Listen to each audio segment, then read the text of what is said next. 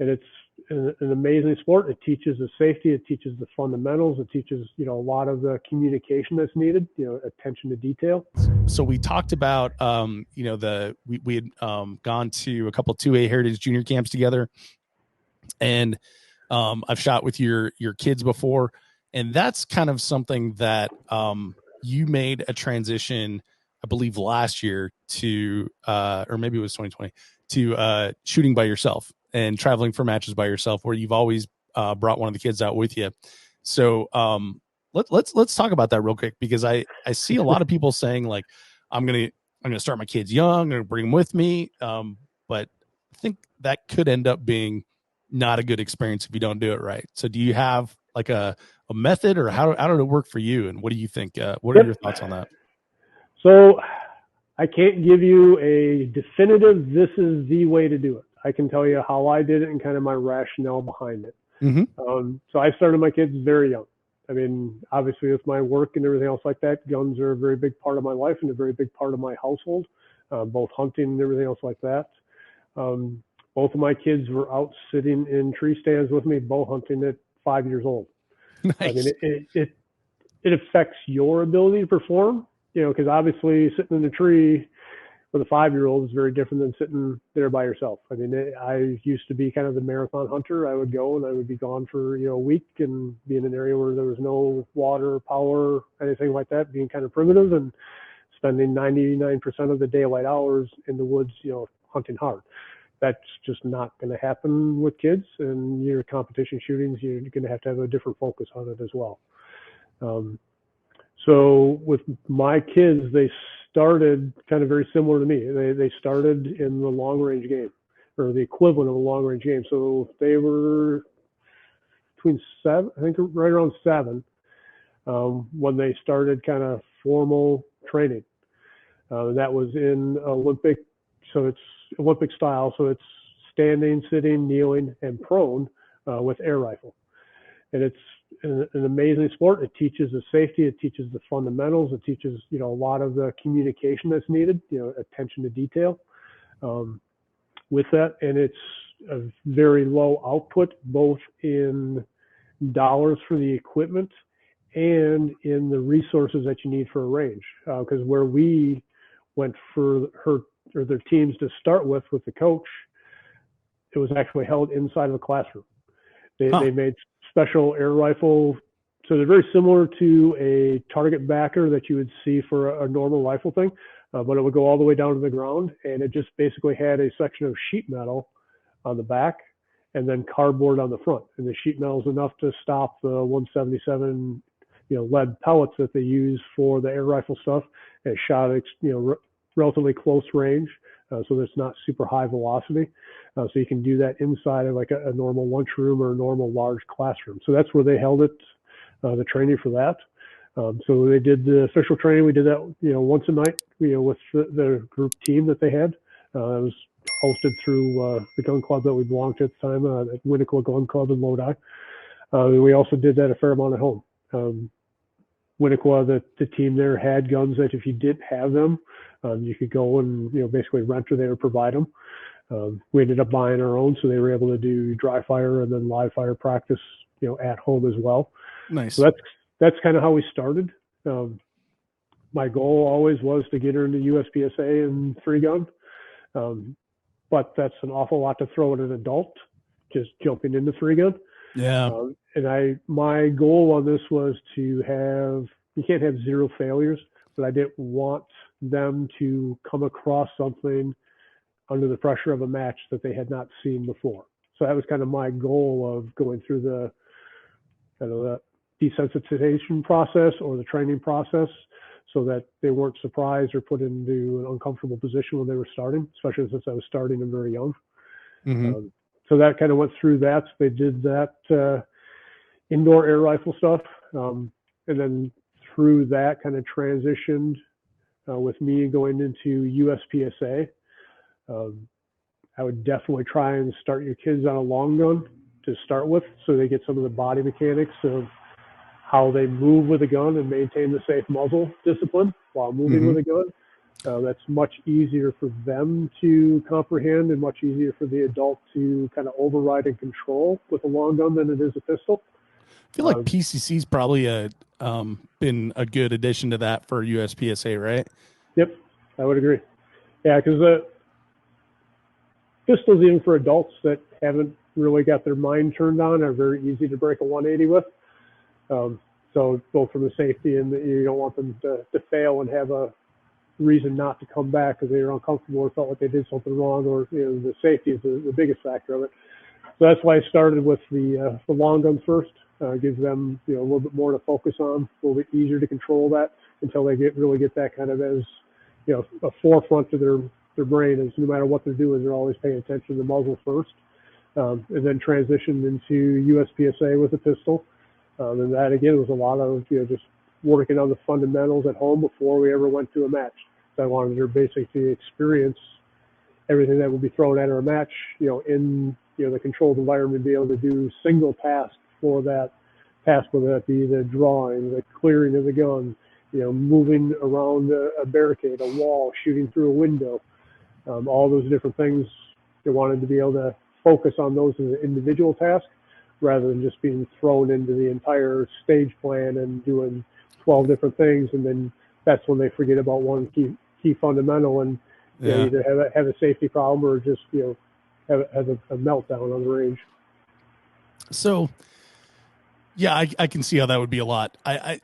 In particular, what I do, I see a lot of young people in, excuse me, in 3-gun, and it's definitely their first competition. I feel like that's a lot. So I like the roadmap you kind of laid out. Now, my question is do you tell them hey, this is the ultimate goal, this is where we're going, you just got to do these 97 things to get there? Or is it just you focus on the task and this is what we're doing today, we're having fun? Or do you even have a roadmap, just let it develop organically?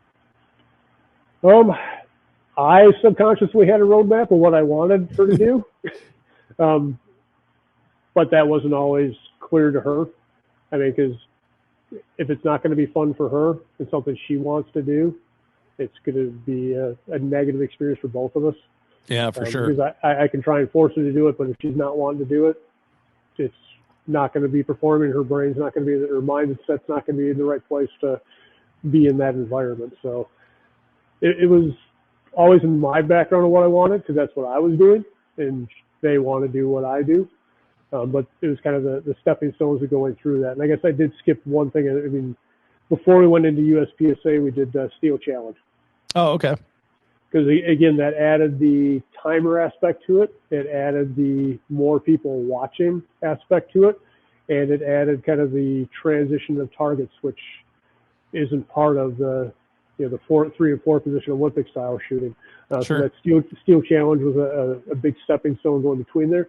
And that way we were also able to start with 22 long rifle.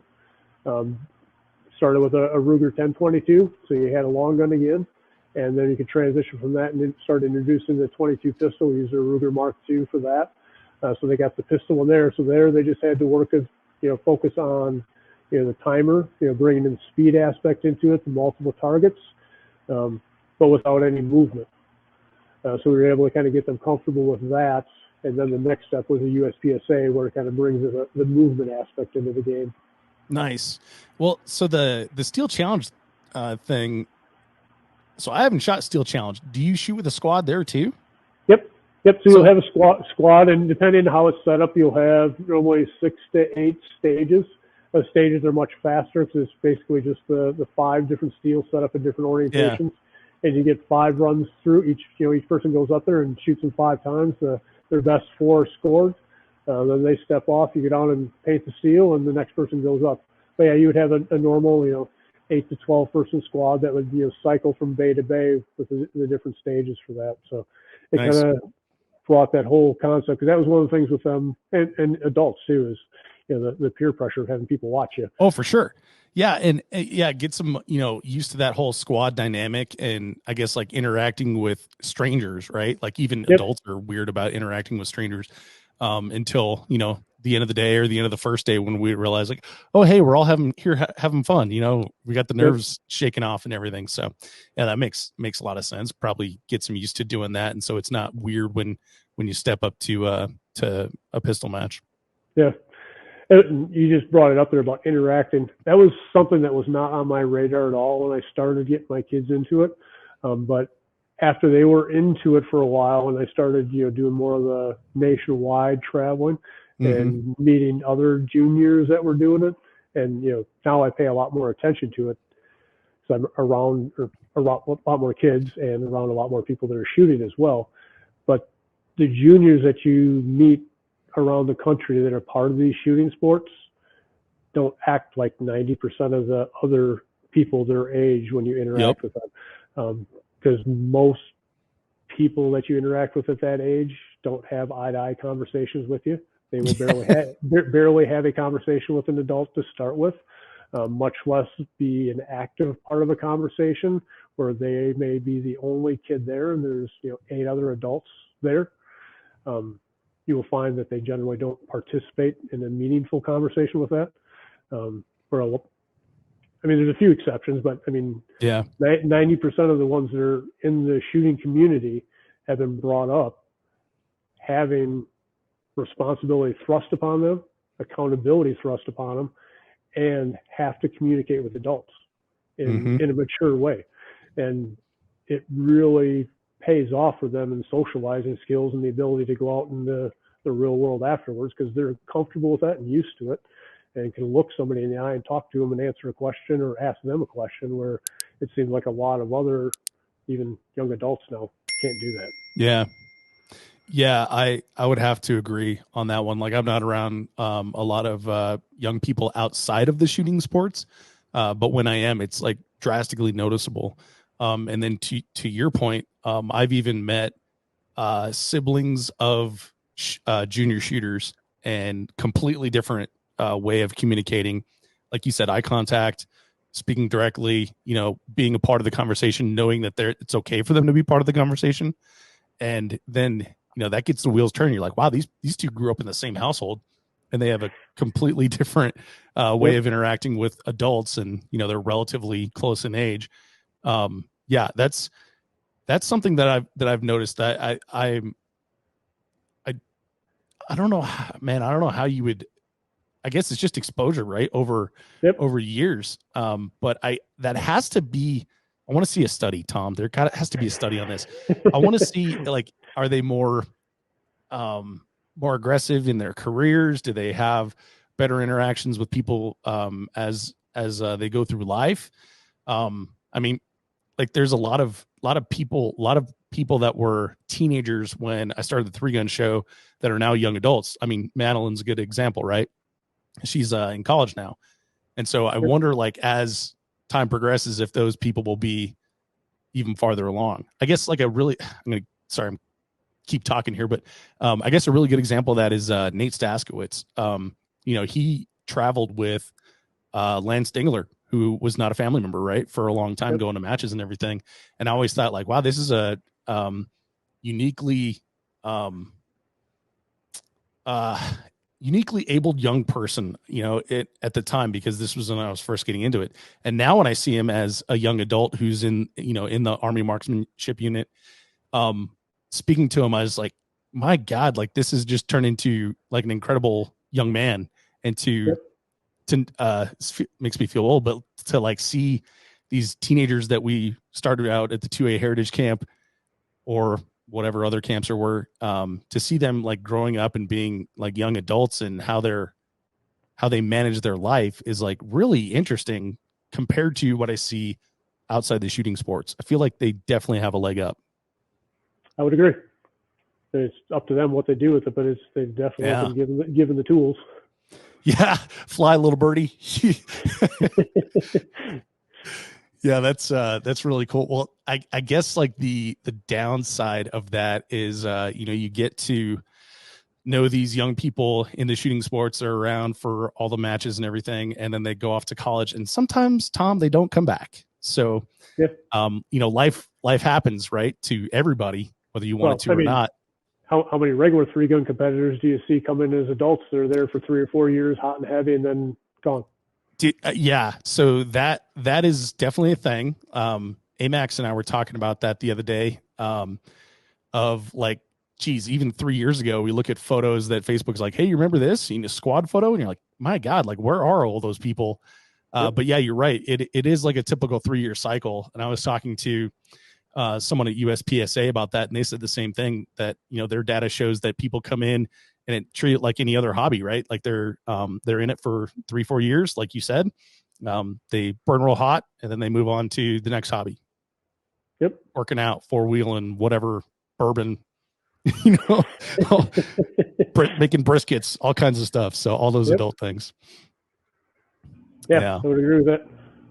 Yeah, it's tough though, because you know, as like a human, you want these people that you become familiar with, that you like, that you enjoy spending time with, that you love squatting with, that, you know, make you happy every time you go to the range and see them. You want to see those people around all the time. So it's kind of weird watching people come and go. Yep. Yeah, definitely. Then as far as the training side of it with the kids, one of the things that I found worked the best, and we got the most out of both for the kids and, you know, for me as well, was to break it down and work on individual fundamentals or individual actions, rather than trying to just piece everything together and, oh, this went better here, but you don't really know why it went better or why this run, you know, if you set up a mock stage and you run the whole thing and they do it, you know, pretty bad 3 times and then do it good 2 times, but you can't really narrow down exactly what the difference was. Yeah. By breaking it down into individual things, whether it's, you know, that initial target presentation, you know, moving from a shooting position, you know, engaging a target, and then, you know, quickly transitioning to move from that position to another position. Those are all things that you can break down and work on the individual skills. It really seems to pay benefits for the younger, newer shooters, but it also does it for, you know, adults as well. Because I mean, one of the key things we used to work on is, you know, making up the time when you're not shooting. You can only shoot as fast as you can shoot accurately, but you can make the most time on the stage and gain the most points or advantage in those in-between things. So we would work a lot of times on coming up and engaging one steel target and then going through the body mechanics of getting that hit, and then, you know, weapon unsafe, you know, starting to control the muzzle, starting the body movement to your next position. So that would be one skill that you were working on, isolating right there. You're firing the shot, making sure you get the hit, and then starting the whole process of the safety, the, you know, movement, the body position, you know, and getting the body moving the right direction for your next position. Those are all things that you work on individually, and you'll gain the most benefits by focusing on those and kind of narrowing it down and getting the technique down for getting that moving as fast as can. You know, then you bring the next step into it of, you know, coming into that next position, of getting the footwork lined up, you know, starting to, you know, pre-index the buttstock in your shoulder, you know, starting to, you know, do the target focus, and then, you know, bringing the sights up, you know, as the safety's coming off. Again, working on those isolated skills individually rather than just throwing them into a whole stage, so that they can kind of perfect those individual items and work out the nuances rather than just kind of being expected to figure it out on the move when they're only doing it a couple times during the whole match or during the stage. So you think like more practice for young people, right? So they're not just getting those reps at matches. Is that what you're saying? Yep, that made a big difference, and it actually made a difference in my shooting too. I'm sure. I was doing it with them. You know, we'd set up barrels, you know, with a, you know, knock over piece of steel, and, you know, the drill for that one would be coming in. You'd start, you know, 4 or 5 steps away, and you'd move into it so that you could get your feet planted, you know, get the gun up, and get around that barrel, you know, just far enough to see the target, you know, engage it, you know, then be able to pop back, you know, like you're moving on to the next one. So it's working on several things at once, but it's not getting lost in a whole stage or a whole string of, you know, 10 different targets. You're focusing on that one, and you can do that with a shot timer. You know, so like I said, you start at the same distance away, you get the shot timer, and then it's, you know, the time till they get the hit. So they can really see the difference of, oh yes, I planted my feet in the right spot, so I didn't have to adjust my feet to get my shooting position. Or if my feet were in the wrong spot and I did adjust, I was shooting off balance, so I missed the first shot. You know, so it started to kind of prioritize or show the importance of all those little nuances of being able to do multiple things at once and how the sequence went, rather than I'm gonna run this position, I'm just gonna stop wherever. Then I'm gonna, I gotta turn the safety off. Then I'm gonna bring it up on the target. Like, my feet aren't right.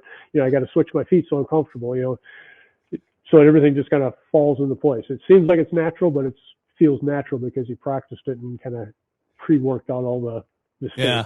Well, yeah, I mean, yeah, the stuff you're talking about is like all things that I think everybody has to learn, and maybe they don't do it consciously, but that is stuff you have to learn. So, I don't have kids, but I would imagine that it can sometimes be hard to keep them focused or motivated. So how do you keep practice fun so they actually want to go and do that? Not make it too long. Try not to make it negative. I mean, I say that, but my kids and my wife both tell me I'm very, motivated and very authoritative. I guess that kind of comes from how I'm used to coaching. Yeah. Teaching law enforcement, that kind of stuff. It's not as touchy-feely. It's do this, do this. I told you to do this. You didn't do it. Do it right. Type thing. Do it again. Yep. Yeah. So, I'm not going to say I never did that, because I would try not to, but that's obviously not the best technique. Yeah. It was mostly doing more practice, shorter durations. So it wasn't just going out there and hammering it out for 6 hours, getting uncomfortable. You'd be going for 2 hours. Go and do some position shooting so they get comfortable. Get used to the zero at some longer distances or mid-range steel or something like that, and then work on some of those movement drills like we were just talking. And then finish it up with something else that was fun. Some fast stuff on paper, or work on something else, and try and come up with 2 or 3 things that are going to be your focus, but not make it like, I'm just going to do this on Saturday. We're going to be there from 8 a.m. till 4 p.m. And your brain shuts off after a little while. And especially if you make a few mistakes and hit a hiccup spot, you can only work so long out before you totally shut everything down. Yeah, I was going to say, I can't even do that. Yep. Yeah. All right. Well, okay. So any other tips there if people want to get their young people into the shooting sports? I would also say make sure you take them some matches beforehand. I mean, both my kids came to matches with me, learned the whole reset process, and all the dynamics of everything that's going on there prior to them shooting. You're trying to eliminate some of those stressors so that you're only adding a couple of extra things on at a time. If the first time they come to the range and the first time they're around 15 people on a squad and the first time they're hearing a beep and the first time they're trying to figure out how to reset and what they're supposed to do here and how to keep track of shooting orders and score and tape and all that kind of stuff, if they're trying to do that all the same day they're trying to shoot their match, it's going to get overwhelming. It gets overwhelming for adults. You see them kind of go into mental lockdown, and you're trying to prevent those, kind of stressful, traumatic moments for the kid where he's like, no, I had a shitty day today. I don't want to go back next time. I'm done. I want to go play soccer or do something else. Yeah, no kidding. Yeah, that's a really good point, is like, I guess, removing the mystery of it, right? So they know what to expect when they go. So they're not nervous about what to expect. They only have to concentrate on like their performance, right? Because they know that I've been with Dad before. I know where we're going. I know we're going to stand on the dirt. I know where we're going to have to pick stuff up, things like that. Yep. And I made sure I expressed it to Madeline. I mean, a lot in the beginning, probably not so much in the end, but I mean, it did not matter. I mean, we went into it, telling her, I expect you to finish last. Mm-hmm. I mean, that's what we expect. We just want you to go through, be safe, and learn the process. I mean, so that's how we started. I mean, there should be a couple of YouTube videos out there. I mean, like, for shooting her first 3-gun match when she was 11. I mean, it was not super fast, but it was just, go through the process, hit all your points, remember the safety processes and muzzle discipline and everything else like that. And luckily, I mean, that's when I was fairly new at it as well when she started. So I didn't have the gear quality that I did now. So we had practiced malfunctions. So, I mean, you'll see the stage that's on YouTube. I mean, she has a rifle malfunction in it, and she went through and cleared it. And, afterwards, so the ROs and some of the other people watching, made comments to her about how she cleared the malfunction better than most adults do. Yeah. And so just trying to set them up for success so that it's not experiencing something new while they're in the middle of the stage with people watching them. Nice. Nice. Well, it's really cool that you had that experience. And then, from my observation, you had, dozens of weekends, and one-on-one time with Maddie and traveling to matches and stuff like that. And I feel like, especially now when it seems like every young person I see is like buried in a screen, every adult for that matter. I feel like that was probably beneficial, and I'm happy for you that you two were able to do that for all those years. Yeah. I mean, kind of at the peak of it, we were shooting 30 to 35 matches a year. I mean, it was a crazy schedule. School was a pain in the butt to deal with, depending on what school she was in. A couple of them, she transitioned from grade school to middle school and high school. Grade school was a nightmare just due to the political beliefs of the principal there. Middle school started out to be kind of a problem, but we were lucky that her school system several years prior had a student that went through that got picked up to be on the Olympic team for ski jumping. So they had a process in place already to allow that type of athletic training outside of a school program.